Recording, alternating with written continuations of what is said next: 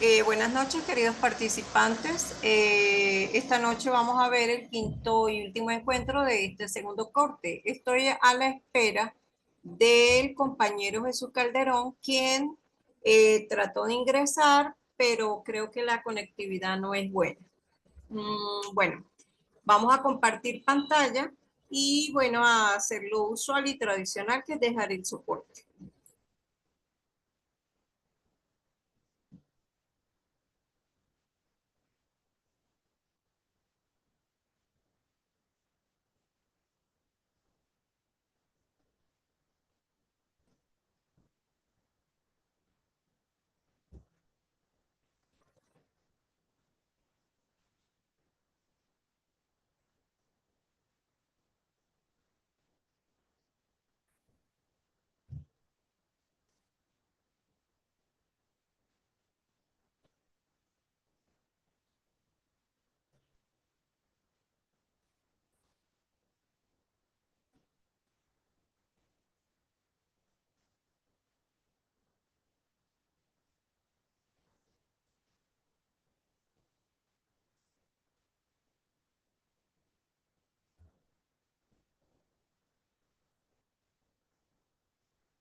Bueno, aquí estamos esperando un poco para que cargue muy bien.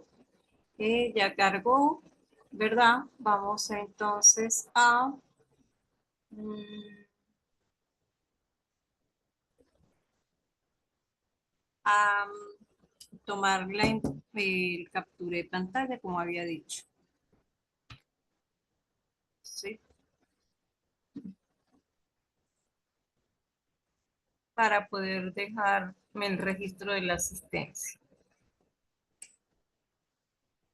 En caso de que el compañero Jesús vuelva a ingresar, pues, o pueda ingresar, pues, lógicamente, tomaré otro captura. Vamos a esperar.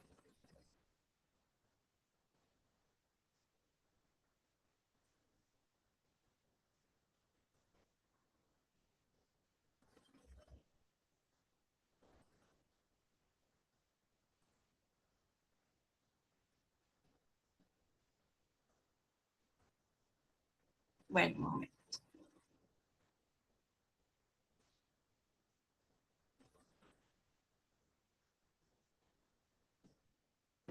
Vamos a esperar un poco. ¿Sí?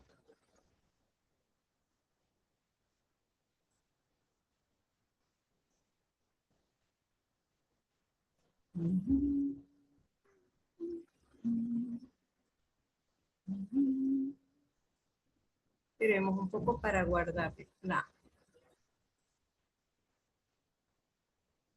ya vamos a guardar.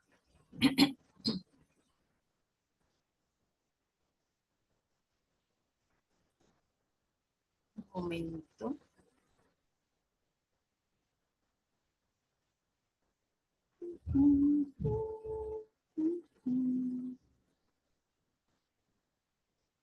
Esperamos un momento.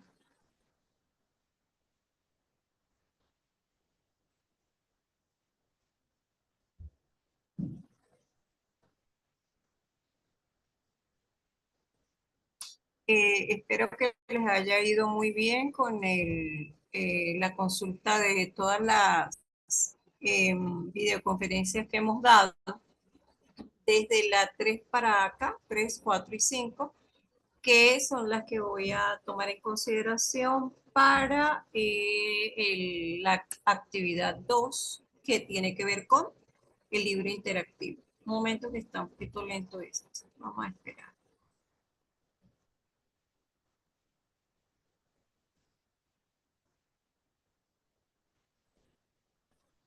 Ya vamos.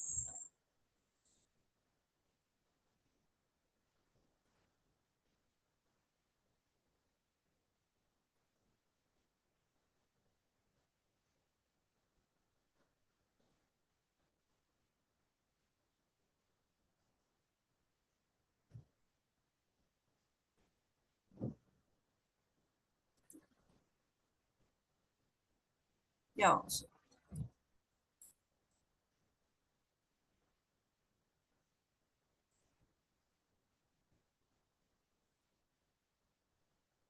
Segundo para poder guardar la información.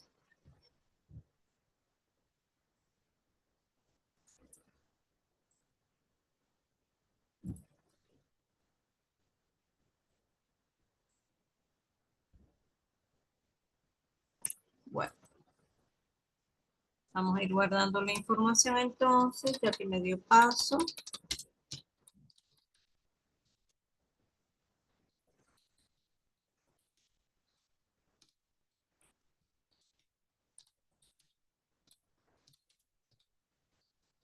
Con eso damos espera a ver si el compañero puede ingresar.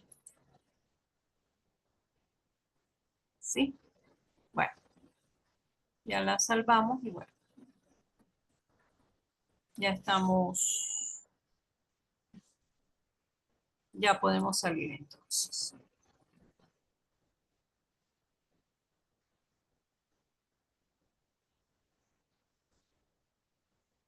Vamos a esperar un poco. ¿Sí?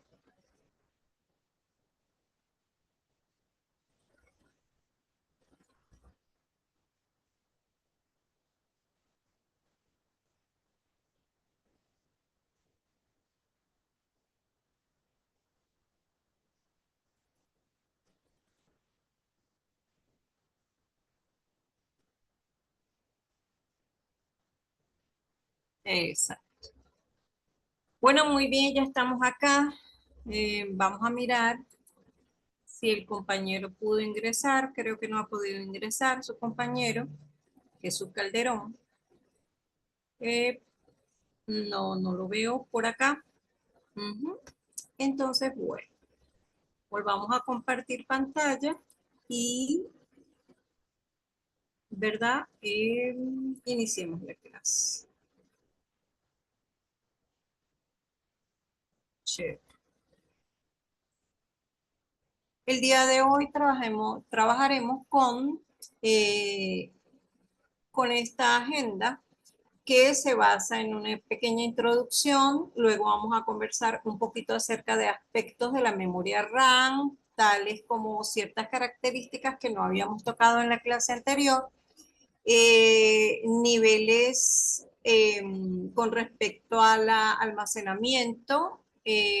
Hablamos un poquito de la memoria caché, de su importancia, y después pues se muestra un dibujo acerca de la posición física de la memoria RAM para al final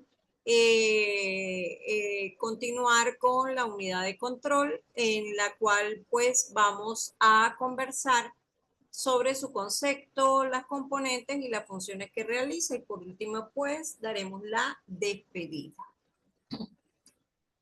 Con relación a las clases anteriores o lo que habíamos venido viendo, sabemos muy bien que en la última clase vimos unidad aritmético-lógica. Claro, para aquellas personas que están al día con la consulta de las diferentes videoconferencias que he venido dando durante este segundo corte, que saben ustedes muy bien que abarcan lo correspondiente a la unidad 3, cuyo título es unidad aritmético-lógica. No olvidemos que en cada una de las videoconferencias yo lo que hago es tomar en consideración algunos aspectos muy importantes, así como los recursos o el material que está contenido en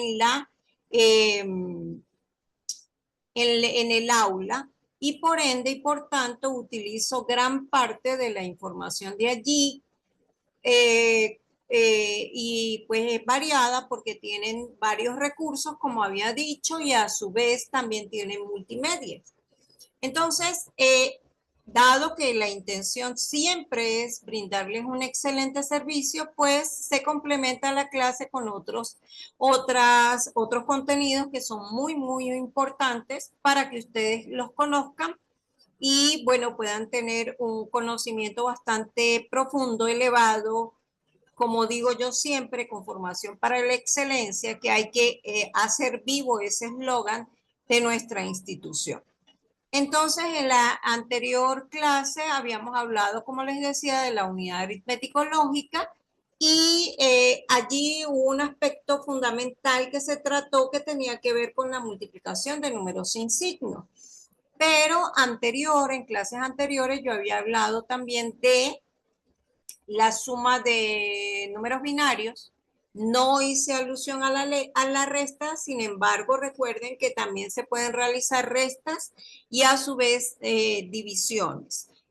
Cada vez que ustedes vayan a realizar una operación matemática, lógicamente tienen que emplear las restas correspondientes. En el caso de la última clase en donde hablamos de la multiplicación, comentábamos que su regla estaba fundamentada en lo siguiente: si se multiplicaba por 0 daba 0 y si se multiplicaba por 1 daba el mismo valor. Eso fue lo que indicamos en esa clase. Esto lo podemos ver aquí y muy importante que recordemos, ¿verdad? Que los nombres de los operadores, ¿sí? Los operandos que nosotros estamos manejando son el multiplicando, que es el que va arriba, y el multiplicador. Fíjense que el procedimiento consiste en tomar la primera cifra, el bit menos significativo del multiplicador, y multiplicarlo por todos los bits del multiplicando. Como esto da 1, sencillamente el resultado es exactamente igual al multiplicando, que es lo que ustedes ven aquí. En el caso de este, que es 0, todo va a dar 0. Es el caso, pero este empieza en de derecha, perdón, a izquierda, la segunda columna. Entonces se colocan tantos ceros como bits tenga el multiplicando. En este caso multiplicando tiene 2, 4, 5, por ende, y por tanto aquí hay 5. Cuando nosotros hacemos la última multiplicación del bit más significativo por el multiplicando, debo colocar el mismo multiplicando empezando en esa tercera columna. Con también es exactamente el multiplicando que contiene 5 bits. Posterior a ello, yo debo realizar una sumatoria. Entonces, debo aplicar los conceptos de que vimos en suma, que en este caso sería aquí bajo el 1. Cuando sumo 0 me da 0, cuando sumo 1 más 1 me da 0 y llevo el acarreo, que sería este 1 que están viendo aquí porque toda esta columna vale 0. Vuelvo a tener acarreo aquí, coloco 0, pasa el acarreo, como todos estos valen 0, aquí está el acarreo. Y por último, el último bit vale 1 y bajo el 1. Ese es el resultado. Esto está en binario. Entonces ese es un ejemplo de la multiplicación. En la clase anterior también vimos uso del complemento a 1 y a 2. Ustedes de su parte pueden hacer el repaso correspondiente. Yo finalicé esa última clase con algunas características de la memoria RAM. Sabemos muy bien que esa memoria RAM puede ser estática y puede ser dinámica, y que hay varios tipos de memorias, y que necesitamos, en caso de que queramos ampliar la capacidad en cuanto a memoria, tenemos que tomar en consideración ciertas características que, como lo vimos en la clase anterior, nos dirigían muy importante a tomar en consideración a la placa base. ¿Por qué a la placa base? Porque, como vamos a ver en un momento a través de un dibujo, sencillamente la memoria RAM se puede instalar, o donde se instala es en la placa base.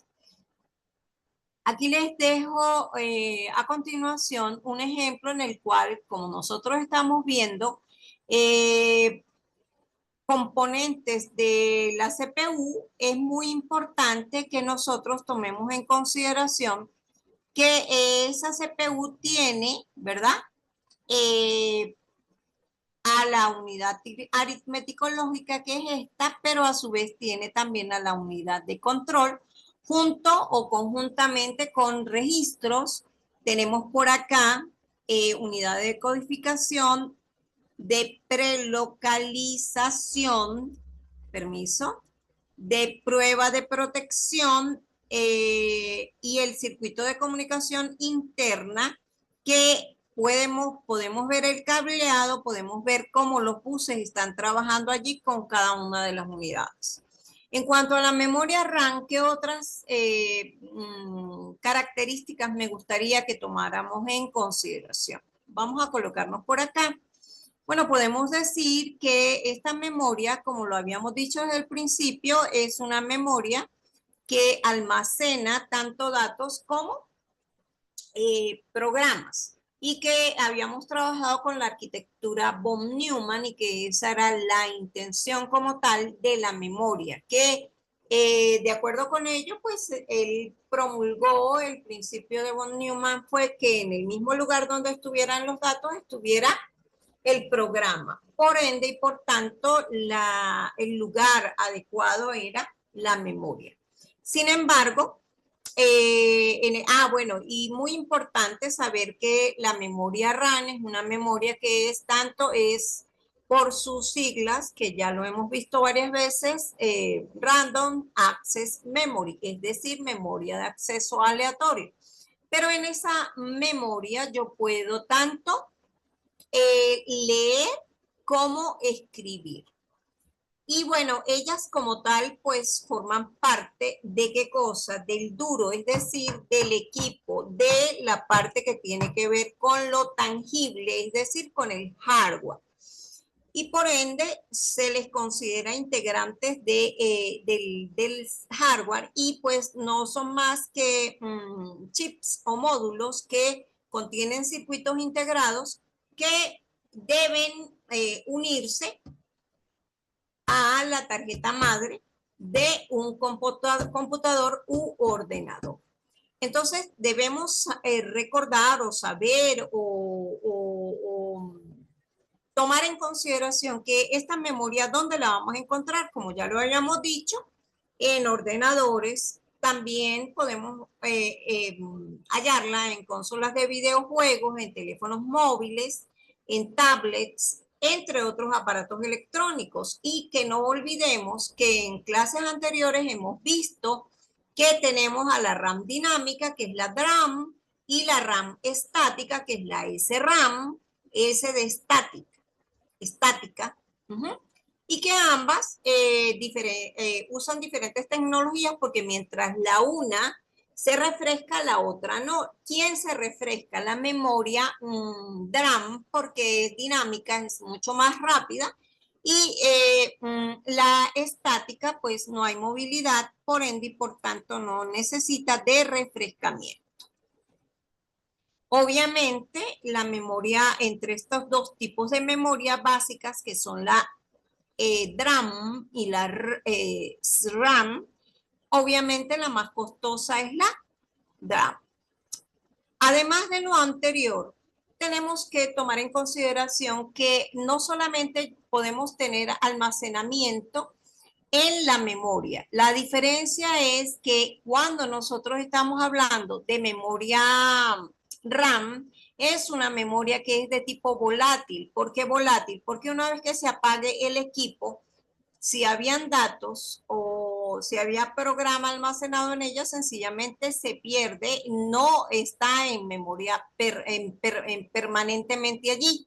Mientras tanto que existen otro tipo de dispositivos, como por ejemplo los discos duros, en donde sí vamos a tener una información que va a estar permanente allí, grabada permanentemente. Entonces es muy importante tomar en consideración que no solamente está la memoria RAM para almacenamiento, que en este caso sería momentáneo, como acabamos de decir, porque si se apaga el computador, ella, ¿verdad? Pierde la información que tenía, sino también que está el disco duro, el cual, como tal, almacena permanentemente información. Pero hay algo muy importante que tiene que tomarse en consideración. La velocidad del disco duro y de la memoria RAM no es la misma. Y también del procesador. Entonces, ¿qué pasa? Que cuando nosotros queremos un poquito más de facilidad en el procesamiento de datos, es necesario que usemos la memoria caché del procesador. Y sencillamente hay que considerar que cuando el procesador necesita algún dato, pues él no va a ir a la RAM, sino va a ir eh,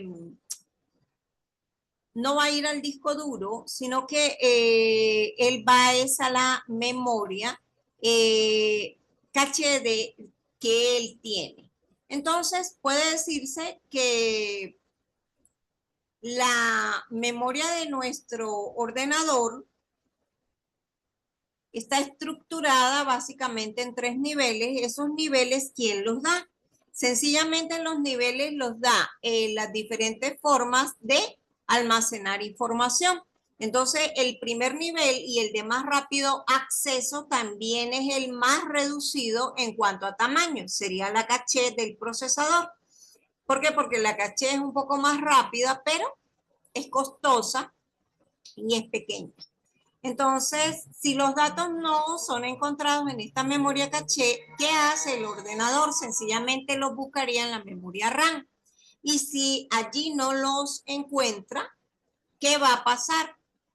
Ese sería como el segundo nivel en cuanto a velocidad. El primer nivel, el nivel más rápido sería en cuanto a rapidez, sería la caché. Después vendría la memoria RAM en cuanto a rapidez. Y en caso de que no lo encuentres, porque sencillamente el disco duro comenzó a ser como una extensión de la RAM y allí está almacenando información. ¿Y qué pasa si esto está ocurriendo y el ordenador empieza a almacenar datos en la RAM y esta se llena? Entonces, ¿qué pasa? Que si esta se llena, pues se empieza a utilizar el disco duro, como lo acabo de decir, como una extensión de una memoria RAM y pasaría la información al disco duro. Y esto es lo que uno llama memoria virtual. ¿Cuándo? Cuando el disco duro comienza a trabajar como una extensión de la memoria RAM. Eh, en el caso del procesamiento de, digamos, el execute o el ejecutar un programa, eh, habría que preguntarse el cómo trabajaría el disco duro, con memoria virtual o como caché de disco. Es el mismo concepto, pero recordemos que no lo podemos confundir con la caché del procesador. Se recomienda entonces para una mayor rapidez en el procesamiento de datos, situar entre el disco caché en un disco distinto al que utilizaríamos para almacenar el sistema operativo con la intención de que haya más fluidez y rapidez en el procesamiento de datos. Fíjense que acá les quise dejar de información, ya vamos a colocar esto algo más, un poquito más pequeño, que la memoria caché del procesador, pues ella por lo general la ubican entre el procesador y la memoria RAM, porque su función es como tal reducir el tiempo de acceso a memoria y acelerar el intercambio procesamiento de datos. Bueno, esto lo pudieron ver. Ahora, ¿qué pasa? Que cuando nosotros queremos ampliar la memoria RAM, esa memoria se posiciona o se ubica en los slots o las ranuras que contiene la tarjeta madre, porque esto ya lo hemos visto nosotros. Por acá tenemos al procesador y estos slots son los que contiene la misma tarjeta madre. Muy importante tomar en consideración lo visto en la clase anterior, donde nosotros hablábamos de las características que tenía la tarjeta madre en cuanto a la velocidad, la frecuencia, que se tienen que tomar en cuenta cuando hablamos de una memoria RAM y queremos pues ampliar. Con respecto a todo lo que hemos visto hasta ahorita, estas son como abrebocas de esas partes o esas unidades que conforman a la CPU. En este caso no podemos pasar por alto el hablar de la unidad de control, porque como en clases anteriores lo habíamos visto, este es como el director de la orquesta, es el que dirige el tráfico, si lo queremos ver, como les coloqué en una de las preguntas del cuestionario, como el que dirige la orquesta, como el que dirige el flujo de datos, en este caso llevémoslo a otro contexto, al flujo de autos en una carretera, el tráfico, entonces él dirige la orquesta y dice, usted sí, pase, no, siga, venga. Entonces esa unidad de control no es más que un circuito digital que como tal gobierna las operaciones y maneja todas las señales dentro del procesador de una computadora. Y sabemos muy bien que esa unidad de control está o forma parte del CPU. Entonces, ella también se encarga de orquestar todo lo que tenga que ver con los dispositivos de entrada y salida a través de los drivers o los controladores, que eso ya lo habíamos visto en clases anteriores. Entonces, ¿cómo funciona en sí la unidad de control? Pues sencillamente encamina todo el flujo de entrada y salida, busca el código o las instrucciones, las operaciones de los programas y dirige a las otras unidades enviando señales de tiempo a través del reloj y de control. La misma, es decir, esta unidad de control actúa al admitir los datos de entrada que transforman en señales de control y que posteriormente se harán transmitidas al procesador como tal. En este caso, el procesador va a ordenar a los diferentes dispositivos qué operaciones deben realizar. Digamos que la unidad de control, ya que es la que orquesta o dirige, se le habla o se le dice muchas veces que es el cerebro del computador, porque en este caso él genera las instrucciones, perdón, para casi todas las operaciones y garantiza pues que ellas se lleven a efecto de manera correcta. Algunos de los dispositivos que emplean unidad de control tenemos obviamente lo que acabamos de decir, la unidad central de procesamiento, o la CPU o UCP, según sea ustedes manejen la sigla en español o en inglés. Y también la unidad de procesamiento de gráficos, conocido como GPU o UPG, si le estamos hablando en español.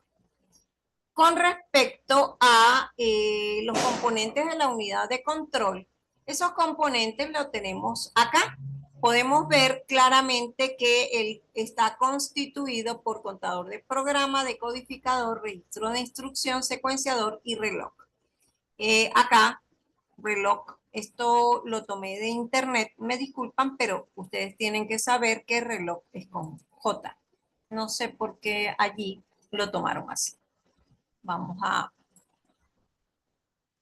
ya,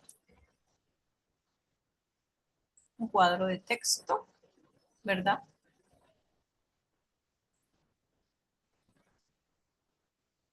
Un momento.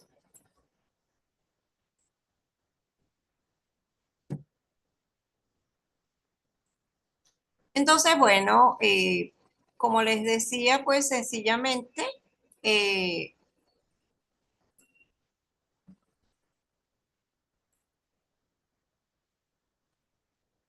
eh, debemos saber, ¿verdad? Eh, que pues esta palabra se escribe con J. Muy bien, esos son detalles que tienen que ver, no crean que a veces las imágenes que se encuentran pues son correctas, pero aquí lo podemos ver perfectamente, reloj con J. ¿Por qué hago alusión a esto? Porque pues yo dentro de mi asesoría como profesora de la materia en sí, hago mucho hincapié con el uso correcto de las palabras en cuanto a ortografía, a redacción, ¿verdad?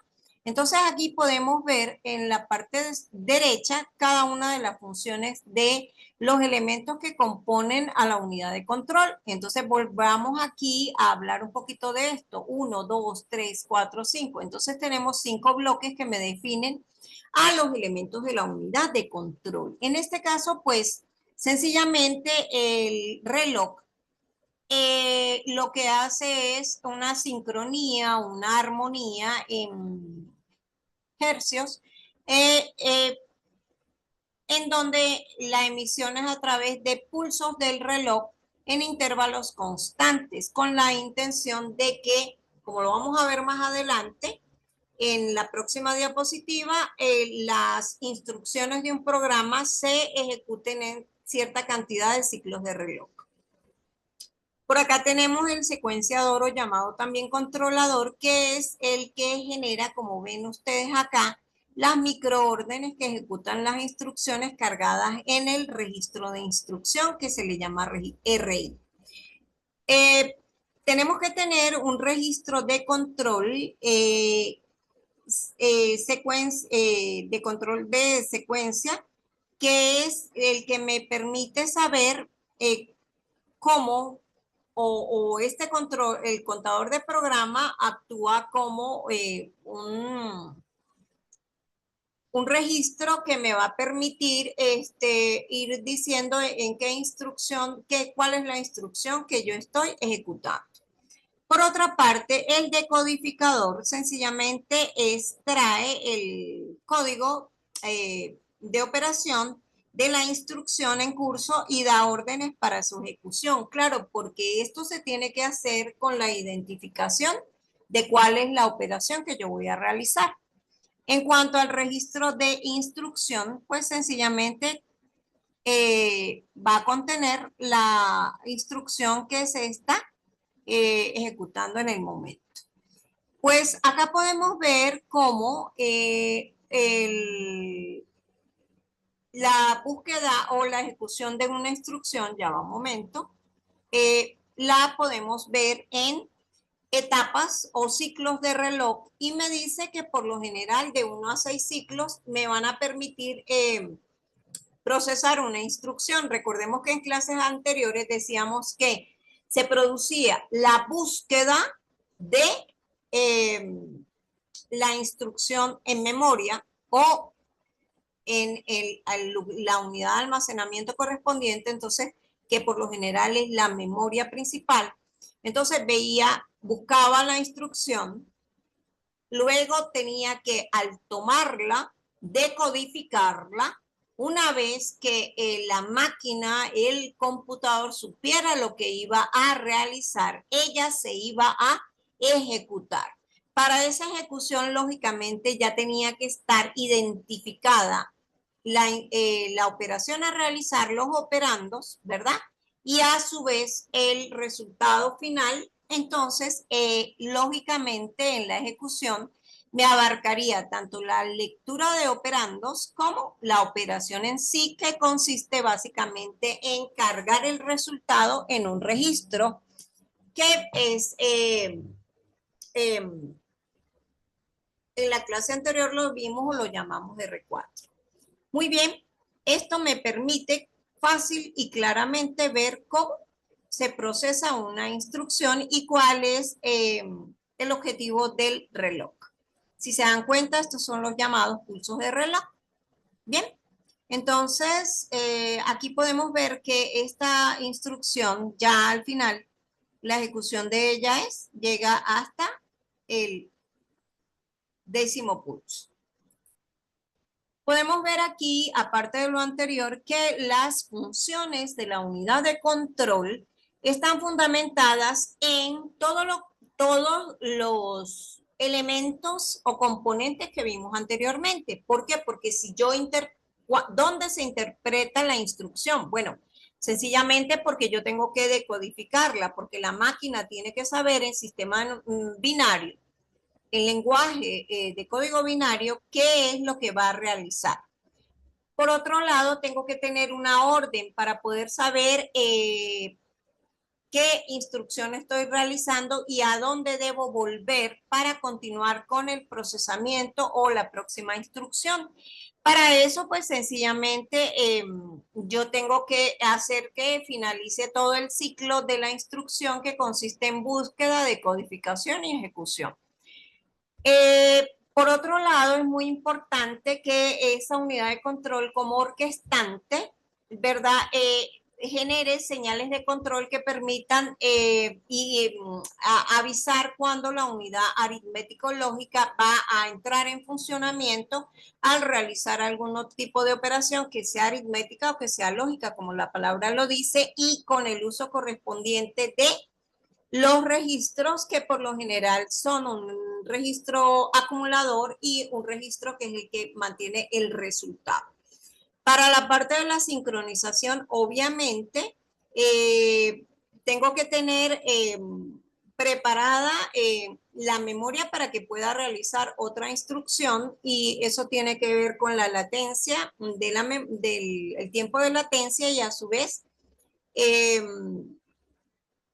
con el funcionamiento de cuántos ciclos de reloj tarda cada una de las instrucciones. Es muy importante la gestión de interrupciones, porque pudiera ser que el comando, la unidad de control mande un mensaje porque supongamos que estamos efectuando, en el caso mío aquí, yo dejo de compartir pantalla, entonces inmediatamente al pulsar el botón rojo se tiene que saber que yo voy a dejar de compartir pantalla, entonces se realiza una interrupción de lo que estamos teniendo en este momento, y ya el Zoom como tal, la ventana que se abrió de Zoom, ya no va a ser esta ventana pequeña que estamos viendo acá, sino que se amplía, y obviamente no me va a permitir tener la presentación activa. Ese es un ejemplo que, claro, y lo estamos viviendo cuando nosotros la utilizamos. Entonces, en cuanto al control de operaciones de entrada y salida, no podemos olvidar que la unidad de control orquesta todo y toma en consideración a esos dispositivos de entrada y salida, porque bien pudiera ser que dentro del mismo programa se active uno de ellos. Ejemplo, lo dan los reportes. Yo puedo, en la parte de reportes, que son las salidas, que eso ya también lo hemos visto, una de las actividades que realiza todo sistema de información son las salidas, y se les llama reportes. El reporte puede ser o por pantalla, entonces el monitor se activa, o por a través de impresión.